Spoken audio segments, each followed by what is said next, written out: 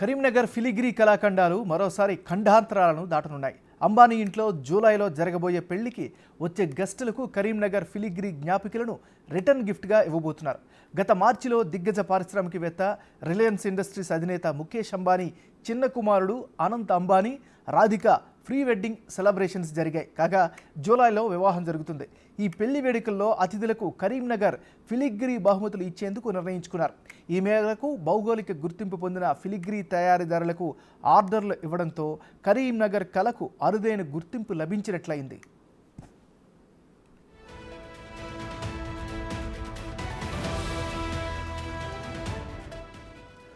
ముఖేష్ అంబానీ చిన్న కుమారుడు అనంత్ అంబానీ పెళ్లి వేడుకలు సమీపిస్తున్నాయి. పెళ్లికి వచ్చే గెస్టులకు గిఫ్టులు ఇవ్వడానికి వెండితో చేసిన జ్యువెలరీ బాక్సులు, పర్సులు, ట్రేలు, ఫ్రూట్ బౌల్స్, ఇతర బహుమతులు ఇవ్వనున్నారు.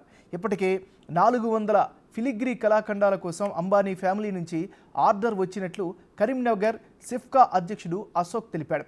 ఈ కళాఖండాల ద్వారా అంబానీ ఇంట పెళ్లికి వచ్చే ప్రముఖులకు 400 ఏళ్ల నాటి ఫిలిగ్రీ ప్రాచీన కళ పరిచయం అవుతుందని, ప్రపంచవ్యాప్తంగా ఉన్న అత్యంత సంపన్నుల ఇళ్లకు తమ కళాఖండాలు చేరుతాయని ఆనందం వ్యక్తం చేశారు. నా పేరు ఆకోజు వెంకటేశ్వర్లు అండి. నేను సిఫ్కా సొసైటీలో నేను ట్రెజరర్గా చేస్తున్నాను. గత 20 సంవత్సరాల నుంచి ఈ క్రాఫ్ట్లో నేను చేయడం జరుగుతుంది. ఈ సిఫ్కా సొసైటీ అనేది ఒక 18 సంవత్సరాల క్రితం మనకు స్టార్ట్ చేయడం అనేది జరిగింది. అప్పుడు స్టార్ట్ చేసినప్పుడు ఒక 35 మెంబర్స్తో స్టార్ట్ అయ్యి ఇప్పుడు ఒక 200 మందితో ఇప్పుడు ఒక ఆర్టిజన్స్ వర్క్ అనేది రన్ అవుతుంది. ఒకప్పుడు అంత ప్రాచుర్యం లేని టైంలో మేము ఈ స్టార్ట్ చేసి దీన్ని ఒక మంచి మార్కెటింగ్ అనేది చేయాలన్న ఉద్దేశంతో మేము చేశాము. మంచి స్టేట్ గవర్నమెంట్ గిఫ్ట్స్ అయినా సెంట్రల్ గవర్నమెంట్ గిఫ్ట్స్ అయినా మనకు ఫిలిగ్రీకి వచ్చాయి. ఇప్పుడు ఎవరు ఇవాంకా ట్రంప్ వచ్చినా కానీ, మొన్న జరిగిన G20 సమావేశాల్లో కానీ ఇలాంటి గిఫ్ట్స్. గత ఏడాది జరిగిన G20 సదస్సులో వివిధ దేశాల అధ్యక్షులు కోటుకు అలంకరించుకునేందుకు అశోక చక్రంతో కూడిన బ్యాడ్జీలను ఇక్కడి కళాకారులే తయారు చేసి పంపించారు. అంతేకాకుండా ఇతర కార్యక్రమాలకు నుంచి ఆభరణాల పెట్టెలు, పర్సులు, ట్రేలు, పండ్ల గిన్నెలు, ఇతరత్ర కళాఖండాల కోసం ఆర్డర్లు లభించాయి. తాజాగా అపర కుబేరుడి ఇంట పెళ్లి కోసం అద్భుతమైన బహుమతుల జాబితాలో ఫిలిగ్రీ చేర్చడం ఆనందంగా ఉందని కళాకారులు సంతోషం వ్యక్తం చేస్తున్నారు. మరోవైపు 2023 నవంబర్లో హైదరాబాద్ ఆరంగేట్రం చేసిన రిలయన్స్ రిటైల్ స్వదేశ్ స్టోర్కు సిఫ్కా వస్తువులను సరఫరా చేస్తోంది. అంతేకాకుండా జాతీయ మరియు అంతర్జాతీయ అవార్డులను అందుకున్న సిఫ్కా సొసైటీ ముంబైలోని ముఖేష్ అంబానీ కల్చరల్ సెంటర్ ప్రదర్శించిన ఫిలిగ్రీ కళాఖండాలు అంబానీని ఆకట్టుకున్నాయి. సున్నితమైన వెండితో రకరకాల కళాఖండాలను చేయడంలో కరీంనగర్ కళాకారులు సిద్ధహస్తులు. తరతరాలుగా వస్తున్న ఈ పురాతన హస్తకళతో కరీంనగర్లోని దాదాపు 150 కుటుంబాలకు చెందిన 300 మంది జీవనోపాధి పొందుతున్నారు. 400 ఏళ్లుగా వస్తున్న ఈ పురాతన కళను ఇంకా కొనసాగిస్తున్నారు. అసలేంటి ఈ ఫిలిగ్రీ చరిత్ర? వీటిని ఎలా తయారు చేస్తారు? కరీంనగర్లో కళాకారుల పరిస్థితి ఎలా ఉంది? దీనిపై మొత్తం సమాచారాన్ని మా ప్రతినిధి రమ అందిస్తారు.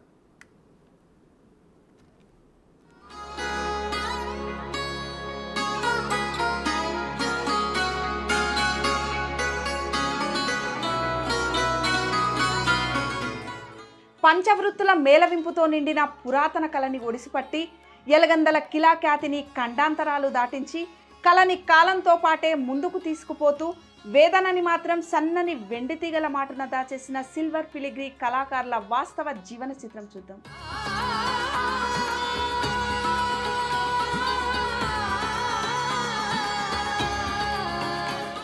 వారి చేతుల్లో సన్నటి వెండి తీగలు నాట్యమాడుతున్నాయా అన్నట్లుగా మెలికలు తిరిగి మెరుగులద్దుకుని కాంతులినే అందమైన కళాఖండాలుగా మారిపోతాయి.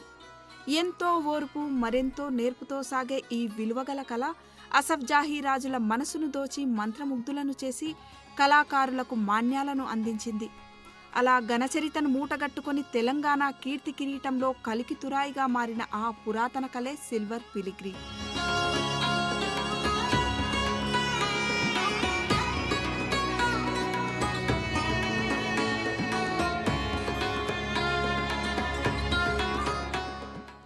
వెండి తీగతో అపురూప కళాఖండాలను సృష్టించే ఈ సిల్వర్ ఫిలిగ్రీ కళకు కరీంనగర్ జిల్లా అంటే అలనాటి ఎలగందల కిలా పుట్టినిల్లు.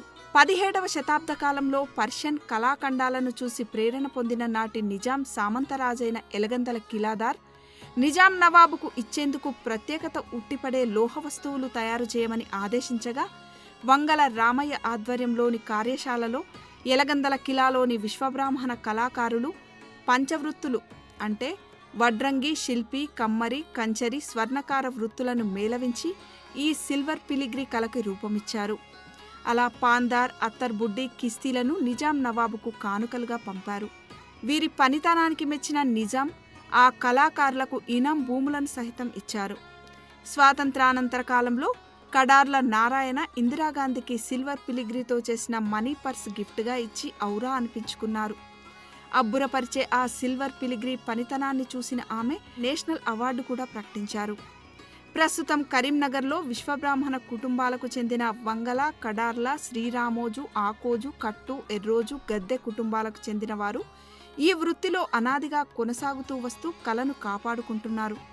వీరి చేతుల్లోని కళాఖండాలు ఖండాంతరాలు దాటి వెళ్లినా ఈ కళ మాత్రం కరీంనగర్కే పరిమితమైంది. అలా సిల్వర్ పిలిగ్రీ ఎంతో ఘనకీర్తిని మూటగట్టుకుని 2007-8లో భౌగోళిక గుర్తింపును సైతం సాధించింది.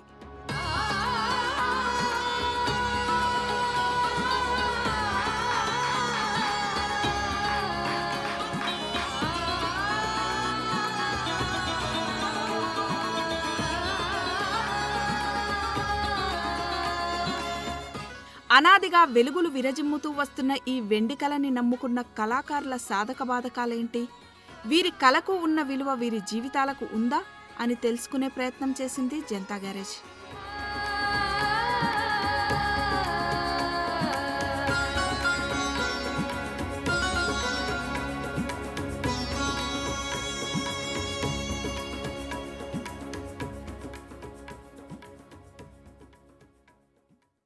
సిల్వర్ పిలిగ్రీ అనేది చాలా సునిశ్చితమైన పని. ఇది మొత్తం కూడా చేతి వృత్తి అని చెప్పొచ్చు.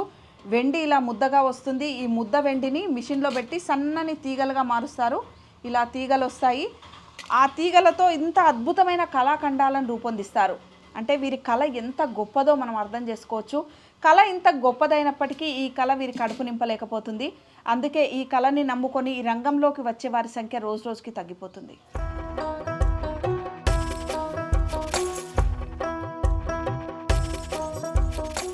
దాదాపు 3.5 శతాబ్దాలుగా ఈ కళని నమ్ముకొని బతుకుతున్న వీరి పేరు రాములు. ఒక్కసారి వీరి పనితనాన్ని చూడండి. ఎంత పెద్ద సిల్వర్ పిలిగ్రీ వస్తువులనైనా చేయడంలో వీరు దిట్ట. చాలా ముస్లిం కుటుంబాలలో పాందార్కి ప్రాముఖ్యత ఎక్కువ. ఖాందాన్ కా రివాజ్ పాందాన్గా వారు భావిస్తారు. ఆ పాందాన్ చేయాలంటే నెలన్నర పైమాటే. కిలో వెండిని రకరకాల సైజుల్లో చేసుకొని ఆ వెండి తీగలను ఎంతో పొందికగా అమర్చి పాందాన్ తయారు చేయాలి. కుటుంబమంతా శ్రమిస్తేనే ఆ పని సాధ్యమవుతుంది. అలా మధ్యవర్తుల దగ్గర సరుకు తెచ్చుకొని ఇంటిల్లపాది కష్టపడితే వచ్చేవి నెలకు 15,000 లోపే. ఇన్నేళ్లు కష్టపడ్డా వెనకేసిందంటూ ఏదీ లేదు. సంపాదించిందంతా పొట్టకు బట్టకే సరిపోయే పరిస్థితి. దీంతో నెలకు 700 రూపాయలు చెల్లించి చీకటి కొట్టం లాంటి ఈ గదిలో కిరాయికి ఉండి బతుకుబండిని ముందుకు తీసుకుపోతున్నాడు. మధ్యవర్తులపై ఆధారపడకుండా సొంతంగా తయారు చేసుకోవచ్చు కదా అని రాములును ప్రశ్నిస్తే వచ్చిన సమాధానం ఏంటో మీరే వినండి. మేము మనీ పర్సులు, పికాకులు, పాందాన్లు ఇప్పుడు ప్రజెంట్గా ఒక పాందాన్ తయారు చేస్తున్నాం మేడం. ఇది ఒక నెల 15 రోజులు టైం పడుతుంది. దీని మీద మాకు వచ్చేసి 10-12 వేల ఆదాయం వస్తుంది. దీనికి శ్రమ బాగుంటుంది. కష్టం ప్రతి ఒక్కటి చిన్న కన్ను వంగ ఇట్లా బ్యాక్ పెయిన్, మెడల నొప్పులు చాలా ఉంటాయి మేడం. మాకు షాప్లోకి వెళ్ళి తెచ్చుకుంటాం. వాళ్ళకు రేట్ ఎక్కువ ఉంటుంది, మాకు రేట్ తక్కువ ఇస్తారు. ఎందుకని మరి ఇంత చిన్న పనికితనం కదా, మరి నెలకు అంత నెల మొత్తం కష్టపడితే 10,000 ఏం సరిపోతాయి? సరిపోతలేవు మేడం. సరిపోకనే ఇంత చిన్న ఇంటి లోపల ఇల్లు తీసుకుంటున్నాం. మాకు సొంత ఇల్లు లేదు, ఏం ఆదాయం లేదు, ఏం లేదు మేడం. ప్రజెంట్గా మేము ఏదో జీవనోపాధి నడిపిస్తున్నాం. బట్ట పొట్ట ఇంత ఉన్నామని గడుస్తుంది. పేరుకైతే మంచి ఫిలిగ్రీ కళాకారుడు, మీకు పర్వాలేదు అని చెప్పి ఒకటి మార్కెట్ లోపల పేరున్నది. పేరు మాత్రం ఉన్నది, మిగతా ఏం లేదు మేడం. అంతా జీరో. మరి మీరు ఎందుకు మధ్యవర్తుల మీద ఆధారపడడం? మీరే మీ కళను మేడం మేము మధ్యవర్తి మీద పడకపోతే మాకు అసలు పార్టీ దగ్గరికి మమ్మల్ని పోనిస్తలేరు. అసలు పార్టీలు వాళ్ళే దొరకబట్టుకుంటారు. వాళ్ళ దగ్గర ఆదాయం ఉన్నది, పెట్టుబడి ఉంది. కొద్దిగా నమ్మిక కూడా వాళ్ళకు కొద్దిగా రిచ్ ఫ్యామిలీ కాబట్టి వాళ్ళకి బాగా నమ్మిక ఉంటది కాబట్టి వాళ్ళు కూడా అటే ఇచ్చిపోతాండ్రు వర్కు. అటు ఇచ్చిపోయే వరకు ఏమైతుందంటే మాకు ఒక 40 తీసుకుంటే మాకు 12, 10 ఇస్తాండ్రు. మిగతా వాళ్ళే కమిషన్ తీసుకుంటాండ్రు. వర్క్ మేము చేసి ఇచ్చుడు, ఖాళీ కూర్చొని వాళ్ళు సంపాదిస్తాండ్రు. అట్లా జరుగుతుంది మేడం. ఇంత కళను నమ్ముకున్నావు. మరి కళ నీ జీవితానికి వెలిగిచ్చిందా? కళ జీవితానికి వెలుగు అంటే ఒక జీవనోపాధి నడుస్తుంది మేడం. నేను నేర్చుకున్న 38 సంవత్సరాలు అవుతుంది వర్క్ చేయబట్టి. 38 సంవత్సరాల నుంచి ఖాళీ బట్ట, పొట్ట మా అబ్బాయిని సాదుకునుడు వరకే జరుగుతుంది. వెనక చేసింది ఏమి లేదు. ఒక ఇల్లు లేదు. ఒక డబ్బుల్లో బ్యాంక్ బ్యాలెన్స్ లేవు. ఏ ఆధారం లేదు. రేపటి కాలంలో ఏమైనా సంథింగ్ ఏమైనా జరిగితే మళ్ళా 10 మంది చందాలేసి వసూలు చేసుడు పట్టుకపోవుడే. అట్లా ఉంది మా పరిస్థితి. తరాల నుండి వారసత్వంగా వచ్చిన కులవృత్తిని నమ్ముకుంటూ అవార్డులు, రివార్డులు అందుకున్న నేటికి ఎలాంటి ఎదుగు బొదుగు లేని జీవితాన్ని నెట్టుకొస్తున్న వీరి పేరు వంగల వరప్రసాద్. తాత తండ్రుల నాటి నుండి వచ్చిన ఈ పాతకాలం ఇల్లు తప్ప వేరే ఆస్తిపాస్తులేవీ లేవు. ఒకరి కింద కూలికి పోయి పని చేయలేక అప్పో సప్పో తెచ్చుకొని వెండి కొని సిల్వర్ పిలిగ్రీ కళాఖండాలను తయారు చేస్తారు. ఇంత కళ మీ సొంతమైనా ఎందుకు అభివృద్ధి చెందలేకపోతున్నారని వారిని ప్రశ్నిస్తే వారు చెప్పిన సమాధానం సిల్వర్ పిలిగ్రీ కళాకారుల జీవితాల్లోని ఒడిదుడుకులని కళ్ళ ముందుంచింది.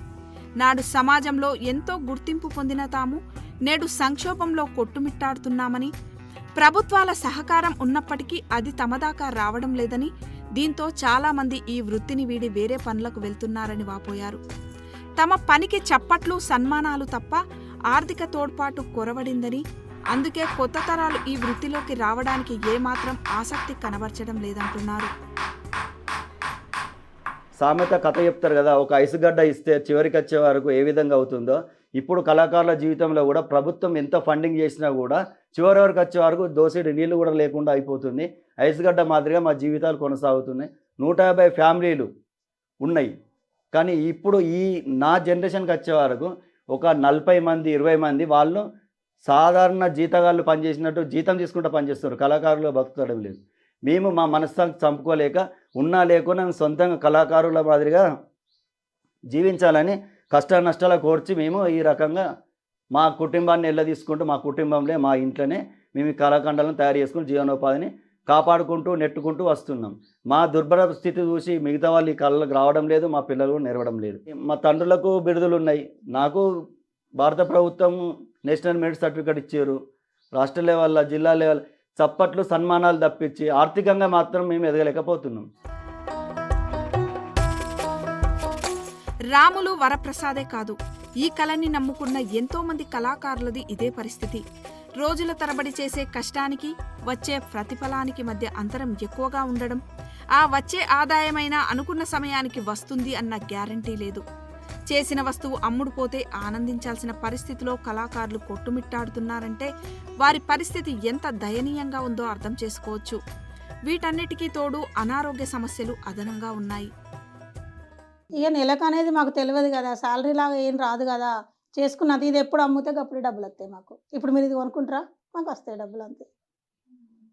శాలరీ లాగా ఏం రాదు మాకు. ఇవి తీసుకుపోయినా మీకు ఇప్పుడు డబ్బులు ఇస్తామని కూడా చెప్పరు.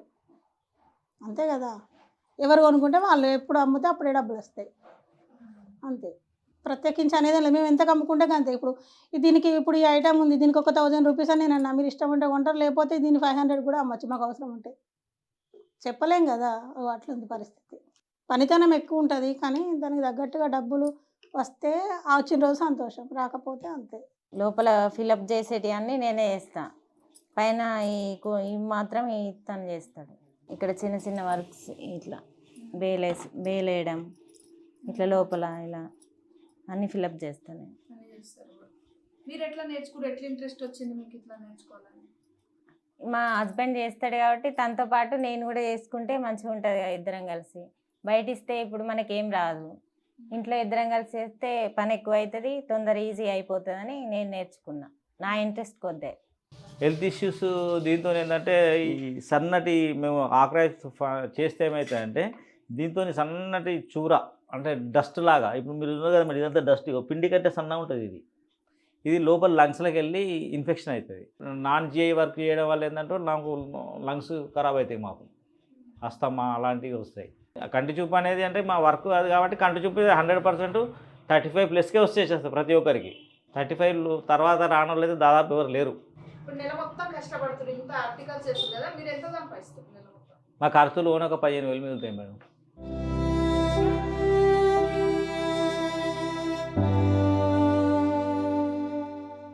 పెట్టుబడిదారులు మధ్యవర్తుల ప్రమేయంతో వాస్తవంగా ఈ సిల్వర్ పిలిగ్రీ కళను నమ్ముకున్న కళాకారులకు ప్రయోజనాలు అనేవి దక్కడం లేదు.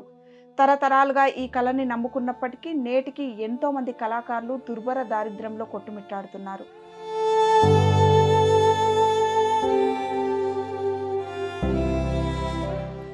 సిల్వర్ పిలిగ్రీ పరిశ్రమ కూడా కొంతమంది చేతిలో గుత్తాధిపత్యంగా మారిపోయిందని, దీంతో చాలామంది చేతిలో మంచి కళ ఉన్నా మరుగున పడిపోతున్నారు.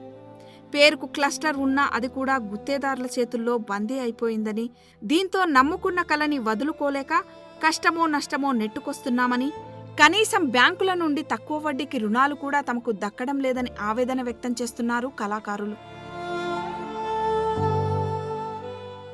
క్లస్టర్ అయితే ఎవరికైతే ఉపయోగపడడం లేదు, దానివల్ల ఉపయోగం అయితే ఏం లేదు. అంటే అది ఒక గుత్తేదారులాగా కొందరికి మాత్రమే ఉపయోగపడుతుంది. అది వచ్చింది అన్న విషయం కూడా ఇంతవరకు కరీంనగర్ ప్రజలకు ఎవరికి కూడా తెలియదు. అసలు కళాకారులు అనేది 100 మంది దాటలేదు. మరి 100 మంది దాటంది ఇంతమందికి ఎలా ఇచ్చారో మాకు కూడా అర్థం కావట్లేదు. నిజమైన కళాకారులు 100 మంది కూడా లేరు కరీంనగర్లో.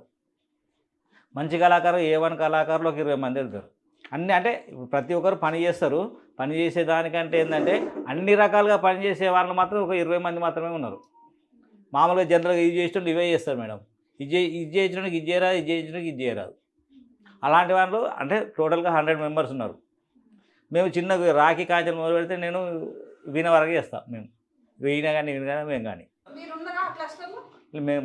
మాకు ఉన్నది క్లస్టర్ వచ్చిందనే విషయం మాత్రం ఇంతవరకైతే NGO అతను ఒకసారి ఫోన్ చేస్తుంటే మాకు డాటా గిట్లా మొత్తం కావాలన్నాడు.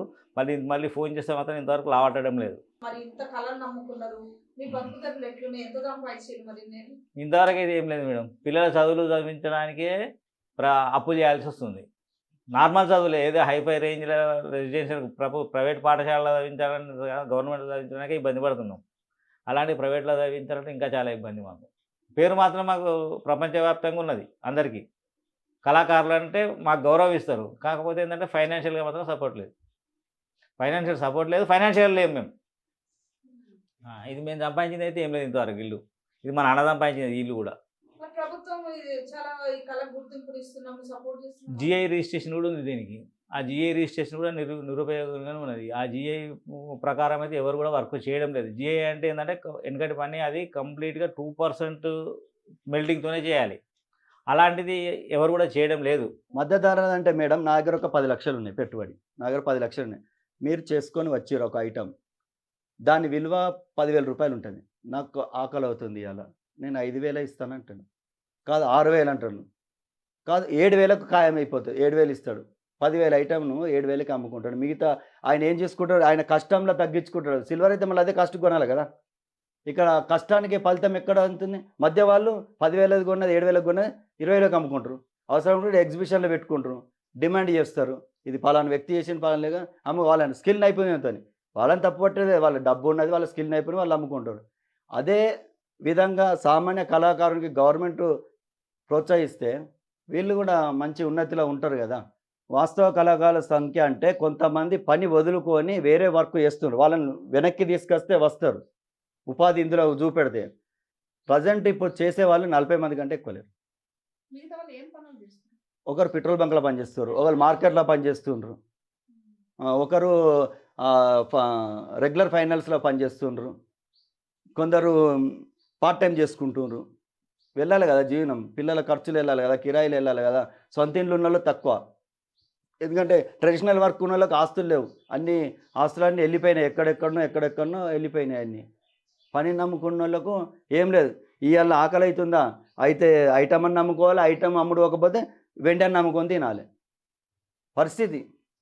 పోయే వాళ్ళని అడిగితే మీ దగ్గర ఏం ఆస్తులు ఉన్నాయి, మీకు ఏమి ఇస్తామే, 10 రూపాయలు ఇస్తాం. బ్యాంక్ వాళ్ళు కూడా చిన్న చూపు చూస్తారు. మాకు మీరు షూరిటీ పెడితేనే మీకు ఇస్తామని. ఆనాడు మాకు టంకశాలలో కిలో ఐటమ్ చేయాలంటే 3 కిలోలు వెండి ఇస్తారు, తీసుకోమని వితౌట్ షూరిటీ. మినిస్ట్రీ ఆఫ్ టెక్స్టైల్స్లో సిల్వర్ పిలిగ్రీకి ఏటా బడ్జెట్లో కేటాయింపులు ఉంటాయి. ఆ కేటాయింపులతో సిల్వర్ క్లస్టర్ ఏర్పాటు చేసి కళాకారుల్లో నైపుణ్యం పెంచే దిశగా చర్యలు తీసుకోవాలి.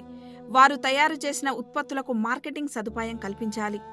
కనీసం 100 మంది కళాకారులు, ఆ పై సంఖ్యలో కళాకారులు ఉంటేనే క్లస్టర్ ఏర్పాటు చేయాలి. కానీ కరీంనగర్ మొత్తంలో కళాకారుల సంఖ్య 60కి మించదు.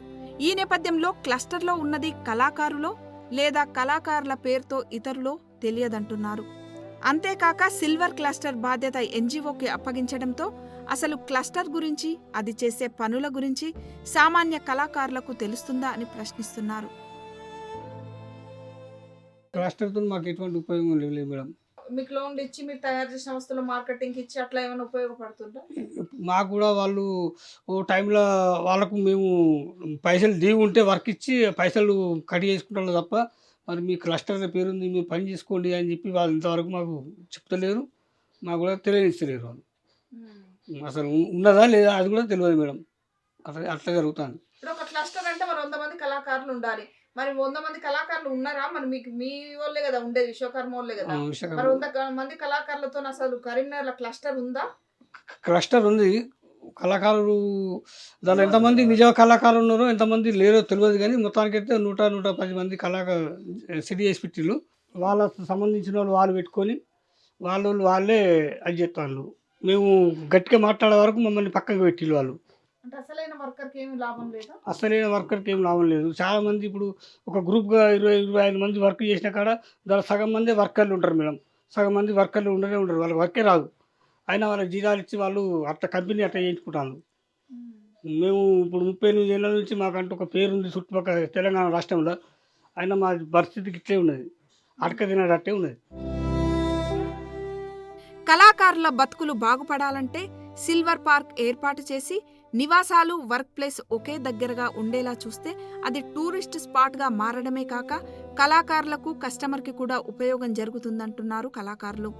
ప్రభుత్వం అందించే పథకాలు కూడా వాస్తవ లబ్ధిదారులకు చేరేలా పకడ్బందీ విధానాలు అవలంబించాలని, అప్పుడే సిల్వర్ పిలిగ్రీ కళాకారుల జీవితాల్లో వెలుగులు నిండుతాయంటున్నారు.